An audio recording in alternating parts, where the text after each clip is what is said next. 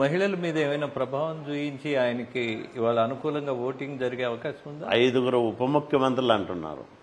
YCP ఎమ్మెల్యేలు ఎవరైనా మా ఉప ముఖ్యమంత్రి పలానా వ్యక్తి అని చెప్పగలిగే పరిస్థితుల్లో ఉన్నాడా? ఇప్పుడు మాకు కేఈ కృష్ణమూర్తి గారు ఉప ముఖ్యమంత్రి, పెద్ద ఆయన. ఉప ముఖ్యమంత్రి అంటే ఒక హోదా, ఒక బాధ్యత, అట్లా ఆ హోదాకు తగ్గట్టు వ్యవహారం నడిచేది. ఈరోజు ఉప ముఖ్యమంత్రులు అంటే ఎవరు, వాళ్ళ పరిస్థితి ఏంటి అంటే ఈ రకంగా అలంకారప్రాయమైన పదవులిచ్చి, పేరుకు పదవులిచ్చి, సామాజిక న్యాయం అని చెప్పి ఈ రాష్ట్రాన్ని 4 రెడ్ల చేతుల్లో పెట్టి 4 రెడ్ల పెత్తనం కింద మొత్తం వ్యవస్థలన్నింటినీ పెట్టేసి వాళ్ళు ఏం చెప్తే అదే చట్టం, వాళ్ళు ఏం చేస్తే అదే శాసనం, వాళ్ళ మాటే వేదంలాగా ప్రభుత్వానికి మారిపోతే మరి ఎట్లా అది సామాజిక న్యాయం అవుతుంది? ఎట్లా వ్యవస్థలకు మనం గౌరవించినట్లయితుంది? ప్రజాస్వామ్యంలో 4 చేతుల్లో వ్యవస్థలు ఉండడం అనేది ఎంత ఇబ్బందికరమైన పరిస్థితి చూడండి. అలాగే మరొక విషయం, మీకు జర్నలిస్ట్గా కూడా బాగా తెలుసు, పాలెగాళ్ల పాలన ఉన్నటువంటి ప్రాంతంగా మనము అనేక సార్లు రాసేవాళ్ళం, చూయించేవాళ్ళం కూడా. ఇవాళ ఉన్నటువంటి పరిస్థితుల్లో ఇక్కడ మీ సామాజిక వర్గమే కాదు, బీసీలకు ప్రాధాన్యత లేదు, స్టిల్ ఆధిపత్య వర్గాలు వీళ్ళని వివక్షతతో తొక్కేస్తున్నారు అన్నటువంటి నేపథ్యంలో మీ సుదీర్ఘ రాజకీయంలో బీసీలకు కొంత న్యాయం చేయగలిగేటటువంటి వ్యవస్థ ఉన్నది, అవకాశం ఉన్నది అని నమ్ముతున్నారా ఇప్పటికీ? తప్పకుండా. ఇప్పుడు నేను తెలుగుదేశం పార్టీలో 22 సంవత్సరాలుగా పాలిట్ బ్యూరో సభ్యుడిగా ఉన్నాం, అట్లాగే పార్లమెంట్ సభ్యుడిగా ఉన్నాం, మంత్రిగా పనిచేశా. నేను మంత్రిగా ఉన్నప్పుడు నేను స్వేచ్ఛగా ఈ జిల్లా అధికారులందరితో కూడా సమీక్ష చేసి జిల్లా అభివృద్ధిని సమీక్ష చేసి ఏంటి అని వాళ్ళకి కొన్ని డైరెక్షన్స్ ఇచ్చేవాడిని. ఇప్పుడు ఏ మంత్రికి ఉంది అధికారం? ఏ మంత్రికి లేదు. అంటే తెలుగుదేశం పార్టీలోనే స్వతంత్రంగా పనిచేసే అవకాశాలు ఉంటాయి. ఎందుకంటే ఆ స్వేచ్ఛనిస్తాడు. ఆ పరిధి దాటకూడదు. ఎవరైనా సరే, ఈవెన్ ముఖ్యమంత్రి అయినా పరిధి దాటకూడదు. కానీ మేము మంత్రులుగా పనిచేసినప్పుడు మాకు ఆ స్వేచ్ఛ ఉండేది. మా డిపార్ట్మెంట్కి సంబంధించిన సమస్యలు, దానిపైన అభివృద్ధి పైన మేము సొంతంగా సమీక్షలు చేసేవాళ్ళం, నెలవారీ సమీక్షలు చేసేవాళ్ళం.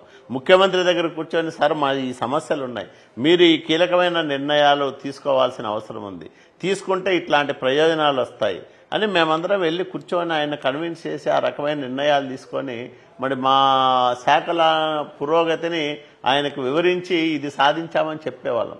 ఈ నియోజకవర్గానికి సంబంధించి అనేక సమస్యలు ఈ 5 సంవత్సరాల్లో మరింత పెరిగాయి అన్నటువంటిది వాస్తవం. మీరు గమనించింది ఏంటి? వాటి సొల్యూషన్స్ ఏంటి? నేను ఈ ప్రాంతానికి వచ్చిన తర్వాత ఇక్కడ ప్రజల బాధలు చూసి ఈ బాధలకు పరిష్కారం ఉండాలా, ఈ సమస్యలన్నింటినీ కూడా తీర్చాలా, రాయదుర్గం కూడా ఏ నియోజకవర్గానికి ఏ ప్రాంతానికి తీసిపోని విధంగా అభివృద్ధి చెందాలని తపన పడ్డా. 5 ఏళ్లు విపరీతంగా కష్టపడ్డా. కుప్పం నియోజకవర్గానికి కూడా ఇవ్వనన్ని నిధులు రాయదుర్గానికి ఇచ్చాడు చంద్రబాబు నాయుడు గారు. 4,500 కోట్ల రూపాయల డబ్బులు ఇచ్చాడు.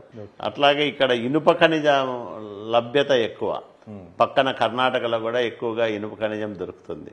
ఆ ఇనుప ఖనిజ ఆధారిత పరిశ్రమలు, స్టీల్ ప్లాంట్లు ఏర్పాటు చేయడానికి ఒక సెజ్జు ప్రపోజ్ చేస్తున్నా. అక్కడ కూడా వేలాది మందికి ఉపాధి అవకాశాలు, అంటే స్థానిక యువకులకు ఇక్కడే ఉపాధి అవకాశాలు ఉండాలనేది బలంగా నేను విశ్వసిస్తా ఉన్నా. ఈ గార్మెంట్స్ రంగంలోనూ సెజ్జు, ఈ స్టీల్ ఫ్యాక్టరీలకు సంబంధించి ఒక సెజ్జు ఏర్పాటు చేస్తే ఎక్కువ మందికి ఉపాధి అవకాశాలు కలుగుతాయని నమ్ముతా ఉన్నా.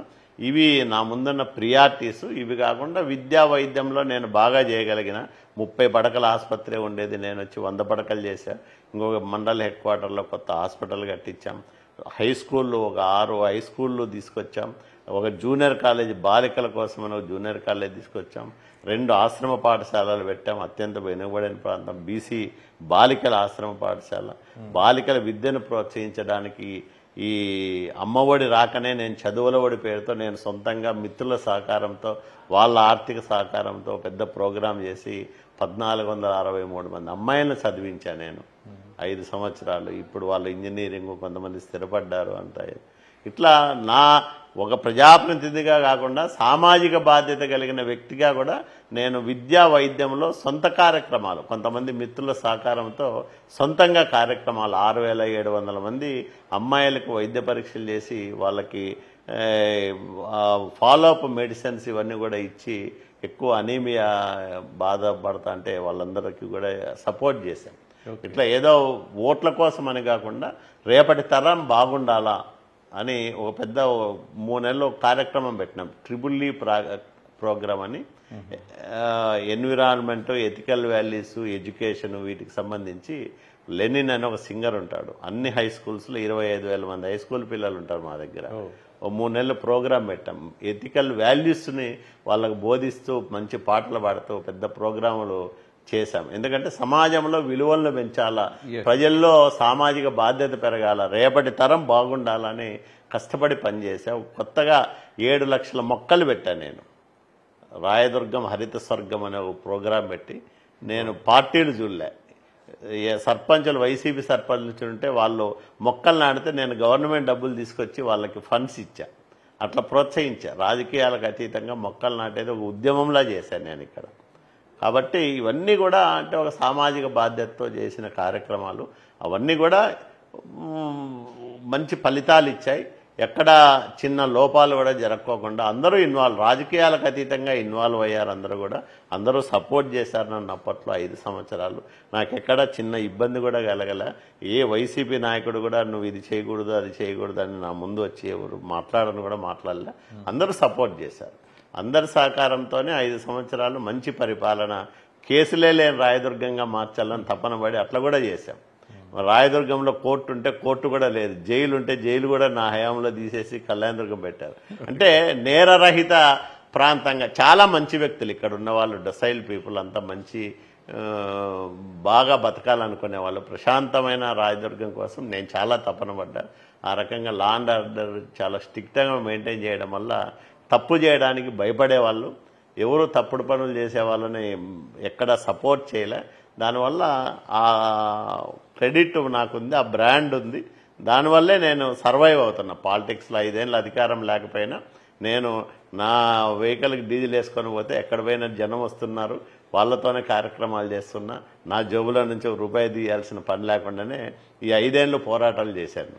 మీ జేబు ఎప్పుడు ఖాళీ.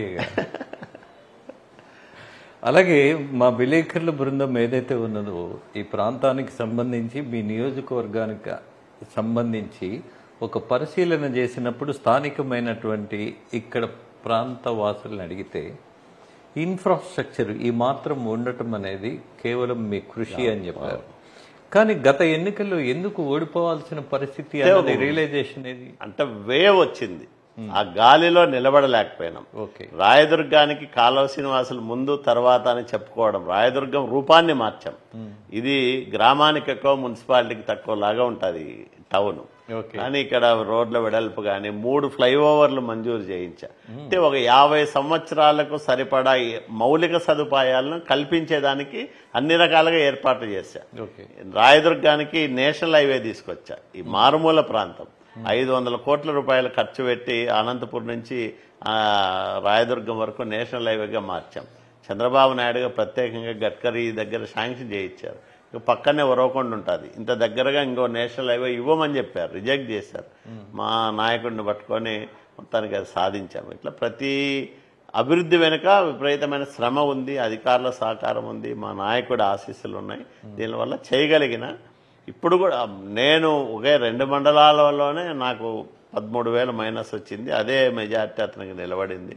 పెద్దగా ఎంత కష్టం గాల్లో కూడా నేను సస్టైన్ కాగలిగిన. 2014లో నాకు 92,000 ఓట్లు వచ్చాయి, 19లో 94,000 వచ్చాయి. కానీ పెరిగిన ఓటర్లు, యువ ఓటర్లు, కొంతమంది మహిళలు జగన్మోహన్ రెడ్డి మాటలు నమ్మి మోసపోయి ఓట్లు వేశారు. అయితే ప్రజాదరణ అయితే ఎక్కడ అధికారంలో ఉన్నా తగ్గల, ప్రతిపక్షంలోకి వచ్చితే ఇంకా పెరిగింది తప్ప తగ్గింది లేదు. ఇప్పుడు పక్కన ఎమ్మెల్యే ఉంటే ఎమ్మెల్యే పోతే 30 మంది 40 మంది పోతే నేను పోతే 150 మంది 200 మంది వస్తారు ఏ గ్రామానికి పోయినా. ఎప్పటికీ అది తరగని ప్రజాదరణతో నా ప్రయాణం ఇట్లా సాగుతూ ఉంది. ఇదే నా ఆస్తి అనుకుంటా ఉంటా ఇప్పుడు కూడా. శ్రీనివాస్ గారు, మీ లైఫ్ స్టైల్ కూడా చాలా దగ్గరగా గమనించాం.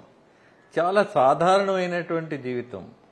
నాకు మా మావయ్యలు, మా తండ్రి, ఆ కమ్యూనిస్టు నాయకుల భావజాలం, జీవన విధానం అవన్నీ మిమ్మల్ని దగ్గరగా గమనించినప్పుడు ఇంకా విలువలు చనిపోలేదు అన్న నమ్మకం నాకు కలిగింది. ఆ వామపక్ష భావజాలం, ఆ విధానం, ఆ విలువలు ఎక్సలెంట్. నిజంగా మిమ్మల్ని ఆ విషయంలో అభినందిస్తా. ఒక మంత్రి అయినటువంటి వాళ్ళ ఇల్లు ఎలా ఉంటుంది, ఒక పార్లమెంటు మెంబర్గా ఉన్నటువంటి వాడి ఆదాయం ఎలా ఉంటుంది, వాళ్ళ ఆర్థిక పరిస్థితి ఎలా ఉంటుంది అని ప్రశ్నిస్తే కార్పొరేటర్ కూడా ఫార్చ్యూనర్ కారుల్లో, పెద్ద పెద్ద భవంతుల్లో, హైదరాబాద్లో కూడా భవనాలు ఉన్నాయి కార్పొరేటర్లకి, మీకు లేదు. అద్దె భవనం కూడా లేదు, అవసరం కూడా లేదు. ఎక్కడ ఉంటే అక్కడ హ్యాపీగా. అంటే నాకు పెద్ద సింపుల్ లైఫ్ నాది రాజేంద్ర గారు. ఎప్పుడైనా నాకు ముద్ద చట్నీ మా వాళ్ళందరికీ అలవాటు అయిపోయింది. అది ఎక్కడ పోయినా టిఫిన్ అయినా, మధ్యాహ్నం భోజనం అయినా, రాత్రి అయినా జొన్న రొట్టె, ముద్దో, పప్పో, చట్నీనా పెడతారు. హ్యాపీగా తినేసి వస్తాను తప్ప నేను ఎప్పుడు అది కావాలి ఇది కావాలని కోరుకున్నాను. డబ్బు వెంట పరిగెడతాల నేను ఎప్పుడు కూడా. నేనేదో కోట్లు సంపాదించి వెనకేసుకొని ఏదో సాధించాలని ఎప్పుడు పరిగెత్తాల. మీరు అన్నట్లు కమ్యూనిస్టు భావజాలం ఎక్కడో అంతర్లీనంగా అది బలంగా నన్ను నడిపిస్తా ఉన్నట్లుంది.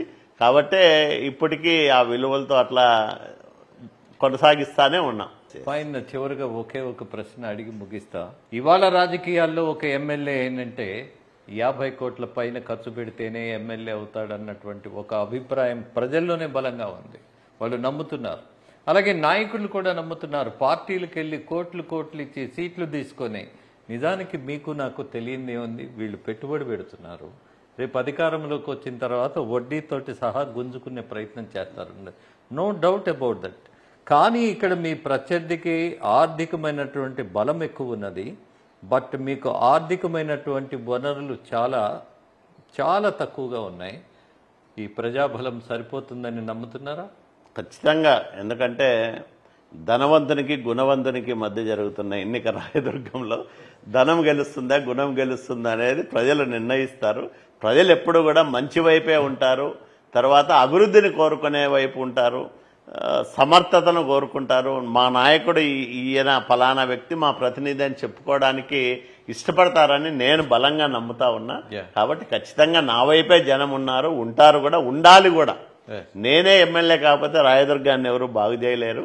అతను ఆల్రెడీ ఒకసారి ఎమ్మెల్యే అయినాడు, ఏమి ఒక్కటంటే ఒక్క పని కూడా చేయలే. ఒకసారి ఎమ్మెల్సీ అయినాడు, చెప్పుకోవడానికి ఒక పని లేదు. 3 సంవత్సరాలు ఏపీఐసి చైర్మన్ అయినాడు. ఒక పరిశ్రమ, చిన్న కుటీర పరిశ్రమ కూడా తీసుకురాలే రాయదుర్గానికి. అంటే అతను ఏమీ చేయలేనివాడు, చేతగానివాడు, చేయడం తెలియనివాడు. కాబట్టి ఖచ్చితంగా అతన్ని గురించి పెద్ద సీరియస్గా ఎవరు అనుకోవడం లేదు.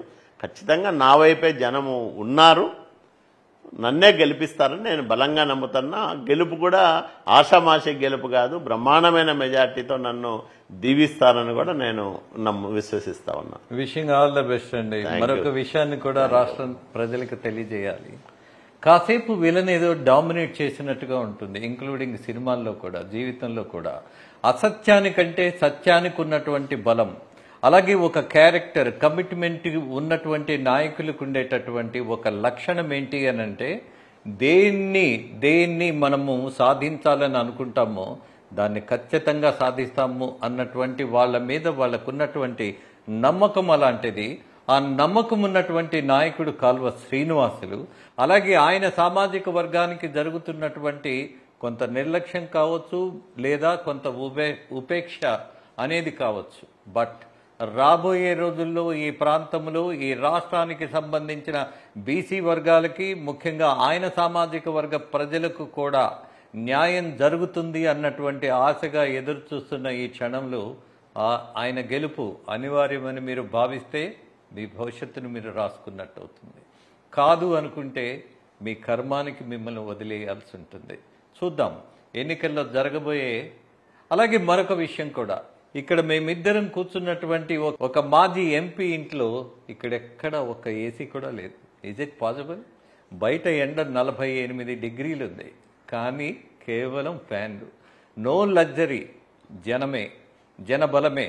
చెట్టు కింద కూర్చున్నా, గట్టు మీద కూర్చున్నా, నా జనంతో కూర్చున్నాను అన్నటువంటి ఒక ఆదర్శవంతమైన ఆలోచన విధానం ఉన్నవాళ్ళు రాజకీయాల్లోకి రావాలని భావిస్తూ అలాంటి నాయకులను ప్రోత్సహించాలని మిమ్మల్ని అందరినీ కోరుకుంటూ కాలువ శ్రీనివాసులు గారు మీకు ధన్యవాదాలు నమస్కారం తెలియజేస్తాను. అండి, చాలా సంతోషం. Thank you.